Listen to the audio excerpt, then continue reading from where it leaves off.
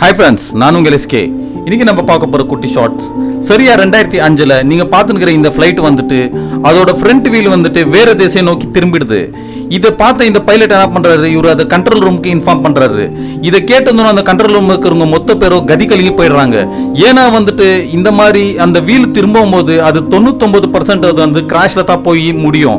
ஏன்னா வந்துட்டு அந்த வீல் இப்படி திரும்பி இருக்கும் போது நீங்க அதை லேண்ட் பண்ணீங்கன்னா அது ஃபியூல் இதாகி பேர்ன் ஆகி அந்த ஃபிளைட்டை வந்து கிராஷுக்குள்ள ஆயிடும். ஸோ இந்த பைலட் என்ன பண்றாருன்னா, இவர் வந்து ரொம்ப ஸ்மார்ட்டா திங்க் பண்றாரு. இவர் இமீடியட்டா இந்த ஃபிளைட்டை வந்து லேண்ட் பண்ணாம இவர் என்ன பண்றாரு, ஏர்லயே இதை சுத்திக்கிட்டே இருக்காரு. கிட்டத்தட்ட 2 மணி நேரமா இவர் இதை ஏர்லயே சுத்திக்கிட்டு இருக்காரு. ஏன்னா அந்த மொத்த எரிபொருளும் காலியானதுக்கு அப்புறம் இவர் என்ன பண்றாருன்னா மெதுவா அந்த ஃபிளைட்டை கீழே தரைய இருக்கிறாரு.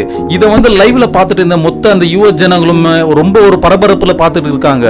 ஏன்னா வந்துட்டு உள்ள இருக்கிறது வந்து 140 பேசஞ்சர்ஸ் இருக்காங்க. இவர் வந்து இவங்களை சேஃபா லேண்ட் பண்ணுவாரா என்னன்றது அந்த பயத்துல அவங்க பார்த்துட்டு இருக்காங்க. இவர் என்ன பண்றதா, அதை லேண்ட் பண்ணி அந்த ஃப்ரண்ட் வீல் தரையில படாமையே சேஃபா எடுத்துன்னு போயிட்டு கொஞ்சம் தூரம் வரைக்கும் போயிட்டு இருக்கு, அதை கீழே தரைய இருக்கிறாரு. அதுக்கப்புறம் அதுல இருந்து லைட்டா ஃபயர் வந்து அந்த வீலெல்லாம் பேர்ன் ஆகி, ஆனா அந்த மொத்த 140 பேசஞ்சருக்கும் எந்த விதமான சேதாரமும் இல்லாம இவர் லேண்ட் பண்ணாரு. இந்த ஃபிளைட்டோட நம்பர் தான் 292. இது வந்துட்டு JFKல இருந்து இது வந்துட்டு கலிபோர்னியா போயிட்டு இருக்கு. ஆனா இவர் எமர்ஜென்சி லேண்டிங்ன்றதுனால இதை லாஸ் ஏஞ்சல்ஸ்ல ஏர்போர்ட்ல இவர் தரைய இருக்கிறாரு. இவரோட பேர் தான் ஸ்காட் பர்க். இவர் பாருங்க எக்ஸ்பீரியன்ஸ்னா என்னன்றத இந்த இடத்துல இவர் நிரூபிச்சிட்டாரு. ஸோ நீங்கெல்லாம் இவரை பத்தி என்ன நினைக்கிறீன்றத மறக்காம கமெண்ட்ல சொல்லுங்க. எங்க ஃபேக்ட் உங்களுக்கு பிடிச்சிருந்தா லைக், ஷேர் அண்ட் சப்ஸ்கிரைப் பண்ணிடுங்க.